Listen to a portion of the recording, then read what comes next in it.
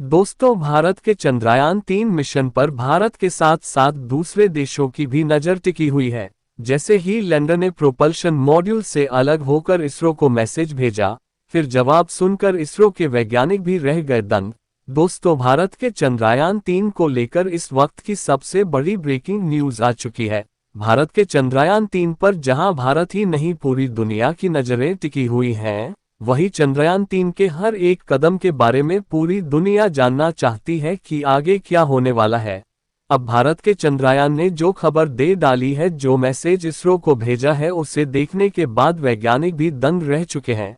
तो वहीं इसरो की इस एआई पावर को देखकर पूरी दुनिया भी दंग रह गई है। भारत का चंद्रयान-3 अपनी सफलता के झंडे गाड़ते हुए आगे बढ़ रहा है। अब भारत का चंद्रयान-3 का लैंडर और प्रोपल्शन मॉड्यूल दोनों अलग अलग हिस्सों में अलग हो चुके हैं। इसके बाद लैंडर ने जो मैसेज भेजा है, उसे हर एक भारतीय को जरूर सुनना चाहिए। भारत के चंद्रयान-3 ने जो कहा है, उसे सुनने के बाद इसरो की भी आंखें नम हो चुकी हैं। यानी वैज्ञानिक भी इस बात को मानते हैं कि कहीं ना कहीं चंद्रयान-3 के अंदर लगी एआई पावर बहुत स्ट्रॉन्ग है, जिसे सुनने के बाद आप भी खुशी से झूमने वाले हैं। तो क्या कहा है भारत के लैंडर ने और इसरो ने इसे क्या कमांड भेजा था, तो देंगे आपको पूरी जानकारी। इसरो ने बताया है कि भारत के चंद्रयान-3 का लैंडर और रोवर अलग हो चुके हैं और अब यह अपने मिशन के अगले महत्वपूर्ण पड़ाव को स्वीकार कर चुका है। भारत का चंद्रयान-3 अगले पड़ाव की तरफ बढ़ चुका है। वह चंद्रमा की सतह से बेहद करीब पहुंचने के साथ ही अब जो प्रोपल्शन मॉड्यूल है, वह लैंडर और रोवर से अलग हो चुका है।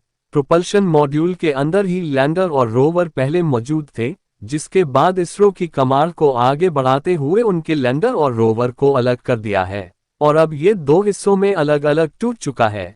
एक है प्रोपल्शन मॉड्यूल, जो अब चंद्रमा की उस 100 किलोमीटर वाली रेंज की कक्षा में ऑर्बिट करता रहेगा, और दूसरा है लैंडर और रोवर, जो कि अब अपनी यह कक्षा छोड़कर चांद की सतह की तरफ बढ़ चुके हैं।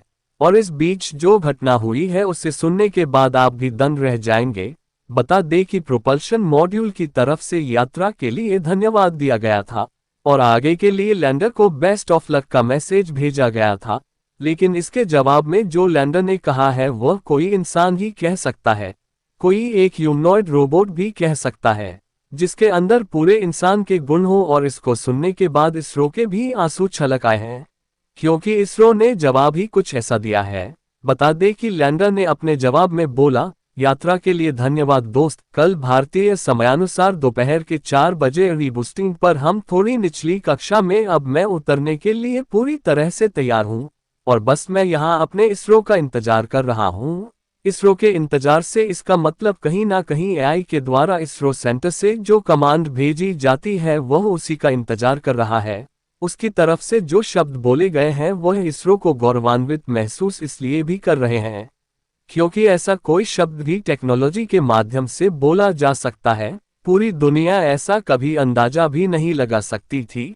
अपने आगे के मिशन के बारे में उसे खुद भी पता है कि आगे क्या करना है, लेकिन वह सिर्फ और सिर्फ इसरो के द्वारा भेजी जा रही कमांड का इंतजार कर रहा है।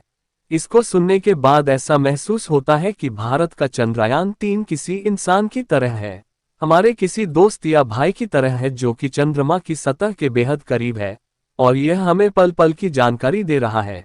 जैसे कि उसने सबसे पहले कहा कि मैं अब धरती के ऑर्बिट को छोड़कर चंद्रमा के हाईवे पर बैठ चुका हूं। ऐसा मैसेज उसने अपने एआई की मदद से भेजा था। और दूसरा मैसेज जब वह चांद के ऑर्बिट में प्रवेश कर रहा था, तो उसने बोला था कि मैं चांद के ग्रेविटी को महसूस कर रहा हूं। ऐसा लग रहा था जैसे किसी इंसान ने अपने ऊपर होने वाली किसी एक्टिविटी को महसूस किया है और उसने इस बात की जानकारी हम तक पहुंचाई है। और इसके बाद उसने कहा था कि हम चंद्रमा के बेहद करीब पहुंच चुके हैं और चंद्रमा बहुत ही खूबसूरत है। क्या मैं इसकी कुछ तस्वीरें आप तक भेजूं? इन सभी चीजों के सामने आने के साथ ही इसरो काफी ज्यादा खुश था, लेकिन जो ये बात कही गई है किसी ह्यूमनॉइड बेइंग की तरफ से, वह पूरी दुनिया को सुनना चाहिए। दोस्तों, इन सभी खबरों के आने के बाद अब इसरो अपने आगे का पड़ाव शुरू करने जा रहा है।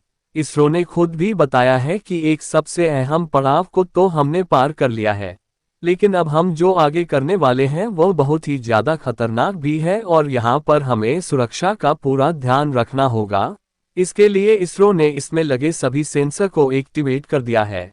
इसरो ने बताया है कि लैंडर के अलग होने के बाद अब सबसे प्रमुख घटना होगी कि इंजन थ्रस्टर को चालू करके अब लैंडर को निचली कक्षा में बाहर करना शुरू कर दिया जाएगा, जिसके आगे उसके भी 2 चरण हैं, जिसके बाद इन्हें आगे के 2 ऑर्बिट को पूरी सफलता से पार करना है। हालांकि यह ऑर्बिट में ही है, ये चंद्रमा की परिधि के ही माप है, जो कि इनके पहुंचने के बाद ही यह चंद्रमा के बेहद करीब पहुंच चुका होगा। इसरो ने बताया है कि इसके बाद शुरू होगा दूसरा सबसे कठिन पड़ाव। इसरो ने बताया है कि चंद्रयान-3 को आगे की कमांड भेज दी गई है। इसरो ने बताया है कि जैसे ही यह अलग हुआ है, ऑर्बिटर और लैंडर दोनों के अलग अलग काम शुरू हो चुके हैं। लैंडिंग से पहले ही रोवर का काम और लैंडर का काम, दोनों का काम अब शुरू हो चुका है।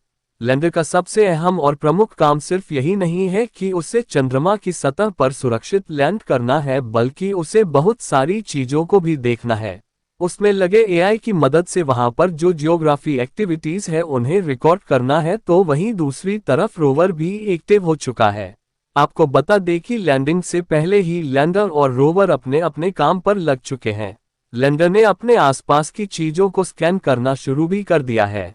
लैंडर में जो सेंसर या रेडार लगे हुए हैं उनमें सबसे प्रमुख है लेजर डॉपलर रेडार, एक ऐसा रेडार जिसमें लेजर और डॉपलर दोनों इफेक्ट को इसमें इंसर्ट किया गया है। इसमें लेजर का जो रेडार तैयार किया गया है उसका मकसद ये है कि चंद्रमा की सतह पर मौजूद किसी भी चीज को या किसी भी जगह को ये बात आसानी से बताई जा सकती है कि चंद्रमा का जो चंद्रयान है वह चांद की सतह से कितना ऊंचाई पर है, और जैसे जैसे यह उतरता जाएगा यह उसके माप को भी दर्शाता जाएगा कि अभी उसकी चंद्रमा से कितनी दूरी बाकी है।